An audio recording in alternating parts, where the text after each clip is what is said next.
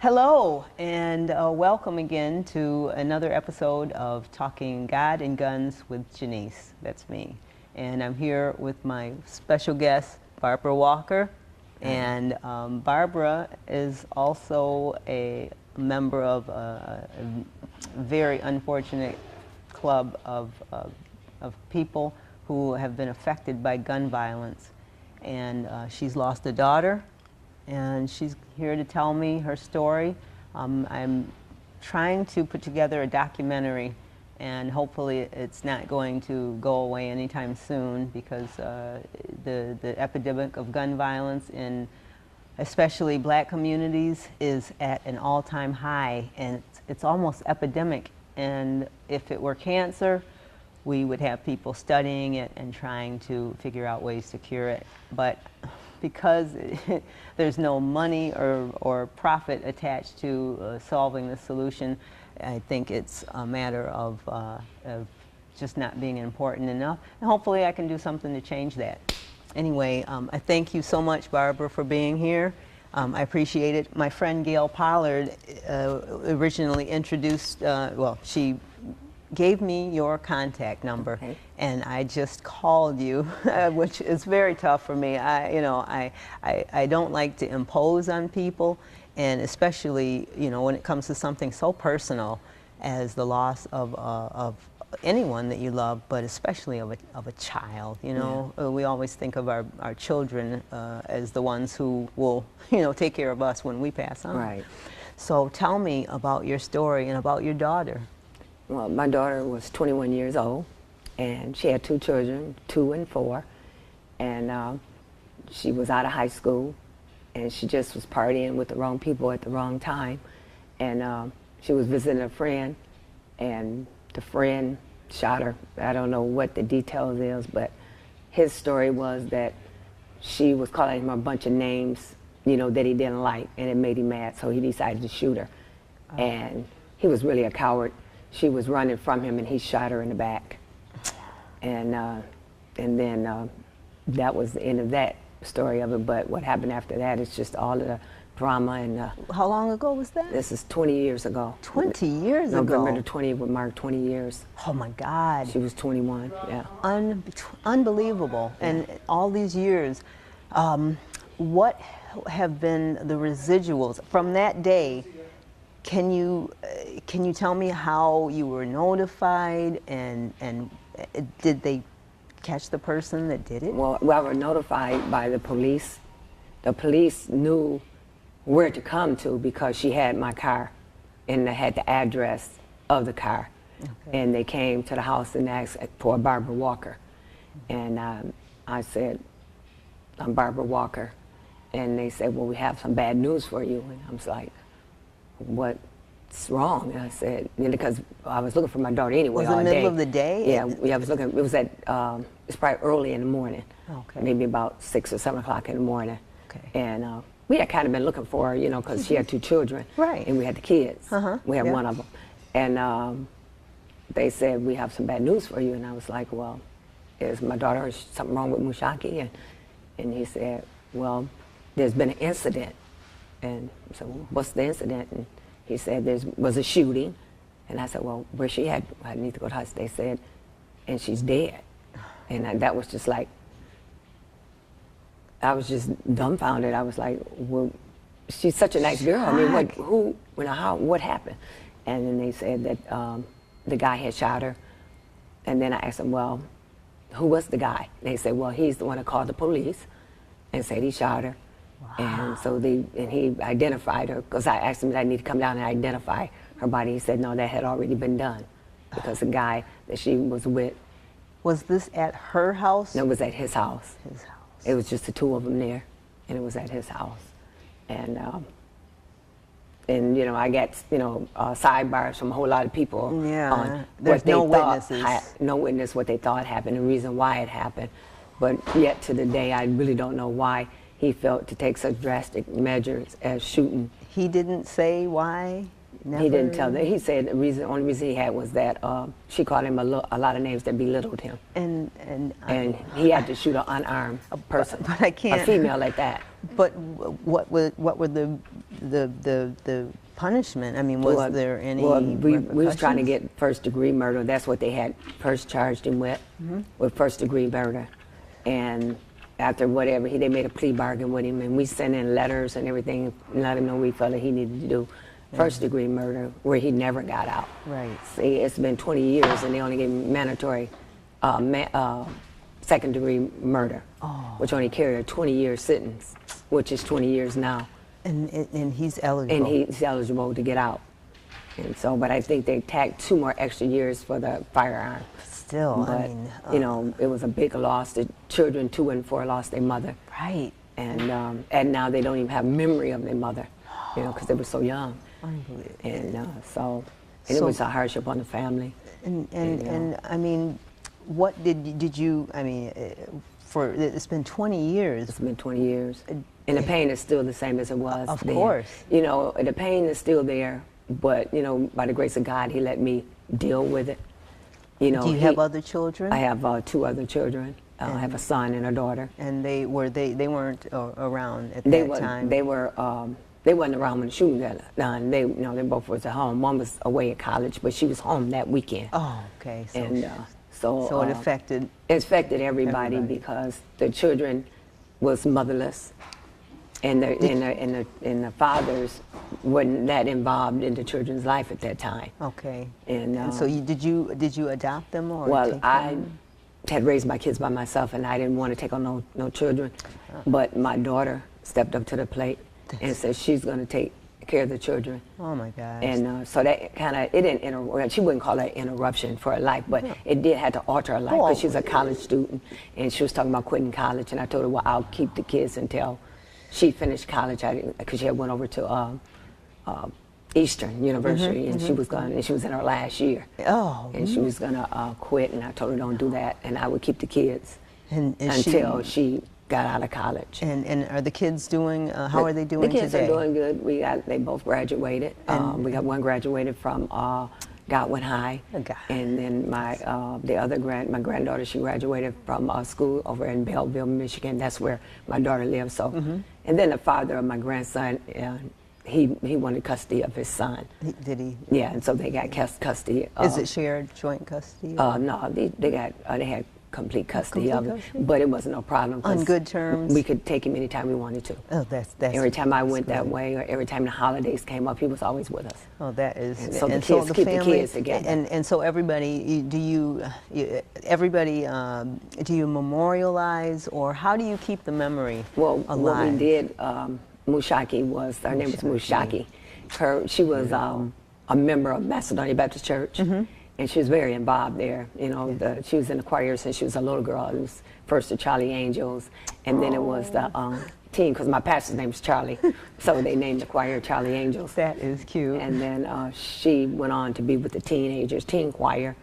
And so what happened, she got killed that Sunday, early Sunday morning. It was on the 3rd Sunday that they normally sing. Oh, no. And so when the next year rolled around, they asked the pastor, could they do a memorial for Mushaki?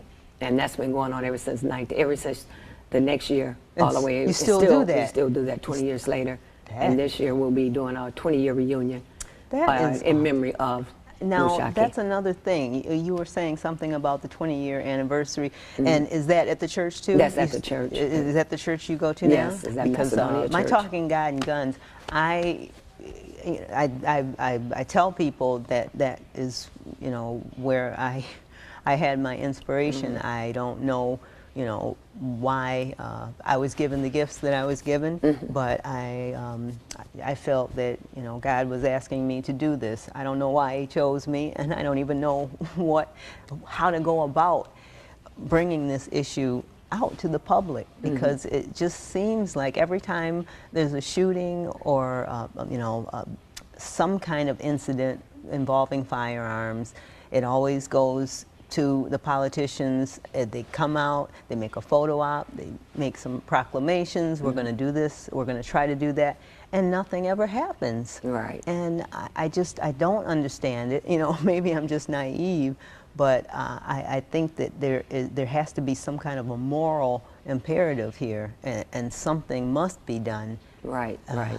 And I wish, you know, more could have been done. And I really think they could have done more because, you know, my thoughts is people commit so many other crimes that's not as severe as taking a person's life. Exactly. You know, and they don't get, you know, punished. They don't really get, you know, they get like more time. What I'm trying to say is they get more time for some small crime, and you kill a person. A small amount of marijuana is a crime that right.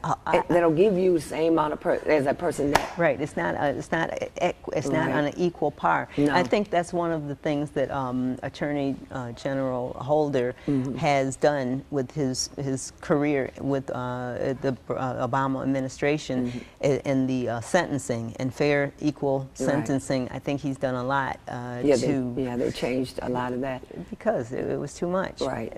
And then I think until the person, whoever's in charge of this gun thing and getting control over it, I think until someone in their family has been a victim. It's true. When something affects when it affects them personally, then the whole gun laws will change. It actually did change. Yeah. Remember when Ronald Reagan was shot? Oh yeah, they changed some of the laws. The Brady bill. Yeah, that was right after, and it was an overwhelming majority in both houses. You know, because it happened to one of the heroes of our politics is Ronald Reagan. So when I think it's not, they don't look at it and it's a black on black crime. It's not as important. It's true. It's not as important. It's true. Now I do feel that it could have probably went different, but I don't know. It's hard to say because there's so. The Constitution gets brought up a lot, the Second Amendment and the right to bear arms, which there is more to that than that amendment because it involves a standing militia and it's a complicated law. But I think politicians are afraid to touch it because it involves their constituents and their funders. I think the money behind the gun lobby and the gun groups, they value their profits more than they value the loss of lives. And I think public opinion is catching up. I think people are starting to change because there are majorities right now in both houses of Congress, in the House of Representatives and in the Senate. And the president is willing to sign those bills, but it's being blocked by one or two Republicans in the House. And so it can't go forward. Right. It can't, even with 70, 80, 90% of support with most communities, because it affects the community, it doesn't affect, the politicians. Right. Unless it involves my question to you is what does the gun control policy covers all guns or just certain guns? That is one of the things that it is supposed to be covered by the Surgeon General because it is a health issue and because of the politics of the thing, no one wants to take responsibility for it. Right. I think it falls to us as voters. I think we need to vote for people who not just say they're going to do something. I think we need to have representatives who aren't afraid to lose a few dollars by taking an unpopular position. And it is unpopular for whatever reason. People do feel that they need to have guns to protect themselves, which is fine, you can. Well, yeah, because this guy, he had a deer rifle. So, deer rifle, he shot her in the back and it went straight in her back and straight out her heart. And it's with deer rifle, that puts a big hole. There's no way to. Yeah, and so I was just wondering, I know back in the day, anybody could go to Kmart and buy a rifle. You didn't need no license, you didn't need nothing to get a rifle. Gun laws are very lax still. Yeah, and, I think there are a lot of sensible things that can be done. Background checks for people who are mentally ill, family member. I think that's one of the things before Congress now is maybe a family member can, if they observe a family member who may be in jeopardy or having trouble, with violence or thinking about, talking about and having behaviors towards violent, violent acting out, they can red flag and they can request that their loved one be observed or, seek medical attention. I think is, and I don't know all the ins and outs of the laws, but it's not talked about much. You can't find a lot of information. This guy, matter of fact, he even had felonies. He had been in prison, in our prison before. And so it just, So the laws themselves that are on the books aren't even punitive. Not unless it was somebody else's gun or what. But you don't have to register their rifle, evidently. Well, I don't even know enough about the laws because it's something that the NRA doesn't allow government to research. That's one of the things that is the legislation won't allow us to get statistics on where the gun violence is coming from. We know it's happening in our communities, but we don't know where those guns are coming from. Right. And that is where the crux of the matter, it has to be a money trail. Where does it lead? So what I would like to do with you today, I would like to know what your group, you said you were with a support group of, what is it called? It's called Moms on a Mission. Moms on a Mission. And it really consists of mothers who have lost their children to street violence. And they get together for the support. And what they do, they have a big picture of each one of the children that's been lost to, to street violence. And they sit on the curb with the picture. And Barbara was telling me about that. Yeah, and when the people go by, the point of it is all, do you want your mom sitting here? Right. Do you want your mother sitting here? When she was telling me about I didn't realize it was the same group you two are in. Yeah. I didn't even know you knew. Right, and so, and that's basically what they do. They get together, they have like yard sales and different barbecues activities and stuff. But the major point is they're trying to get across to stop the violence. That is so clever to me. Your mother is in, do you want your mom here? It's such a simple gesture, but it's so effective. It is. When you see the pictures, this is why I do this, because I want people to see that these statistics are not, people's lives are not just statistics. These are people who have been affected, and sometimes for years and years and years, and it doesn't seem to be changing. I don't know if I can do anything to change anything, but I'm going to try, and I really, really appreciate you taking the time out and sharing your story with me. And so, Barbara, the God part of my Talking God and Guns is very close to my heart because as a Christian, I read the Bible. I've read the Bible. I have a great faith that in God all things are possible. Right. And my life, whatever He's got planned for me, I'm glad to do it because your faith, I am sure, it was one of the things that got you through this. And that's so true. Over the 20 years, it's been all about God. A lot of times we can't do this by our own. You can't just lose a child and think, okay, I'm going to go to sleep and wake up fine the next day. It's a struggle every single day. But God gives you the strength to hang in there. He does. And he said He would bear our pain. All we have to do is just give it to Him and He'll take it and He'll run with it. And that's exactly what I did. Exactly when police said they were on my way to the house, I said to the Lord, I don't know what it is and what they're about to say. But whatever it is, you take it and you run with it. And I never went behind him to get it back. No. I just let him run with it. And so, he let me grieve when I needed to grieve. Yes. And I had some good days and I had some bad days. But God was still there on every single one of them. God has worked miracles in my life because even though I grew up and had a great childhood, I was never personally affected by gun violence. But I have been affected by tragedies in my life. My own tragic story of when I got involved in drugs and with the wrong crowd. Right. It's so easy to do. God gives us free will. Right. And you have the choice to make those indulge or not. do exactly what you want. And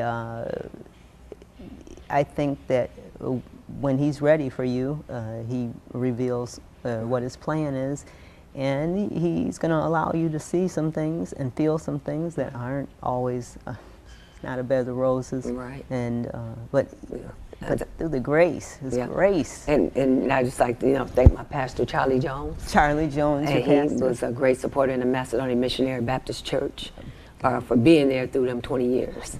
Right. So with God and family and church, you can't ask for no better support than that. I'm a member of First Community AME, right around the corner, and our first pastor, Reverend Lyman Parks, our wonderful mayor of Grand Rapids. That was my first pastor, and we've been blessed to have subsequent pastors that have taken care of the flock. And I'm a proud member, and I'm trying to do everything I can, Barbara. Right. And I just hope this is just a very, small part of a bigger picture. Right. I think if you keep doing what you're doing, God will bless you. If there's anything that I can do, if you want me to speak. I'm also a performing artist. I'm a musician. And I plan to use my hip-hop as well to try to reach young people, to get the message out. My show, Talking God and Guns, is a way for me to get an audience of open-minded people. And, maybe if I change one or two minds, then, and not just change minds, motivate people to do something, more, even if it's just voting. Just voting sounds simple, but just voting is probably the most powerful thing that we can do. And quit thinking that your vote don't count. Exactly, because your vote really does count. That's why they want to take it away, or make it harder for it to count. But it counts. It's very important, and so I'm going to try to wrap this show up, and I would love to invite you back when I get my studio. Right. This is something that I hope I can do for a long time, and I would like to give a gift to you of one of your photographs of your daughter. Okay. And that's something that I can do, and I would love to.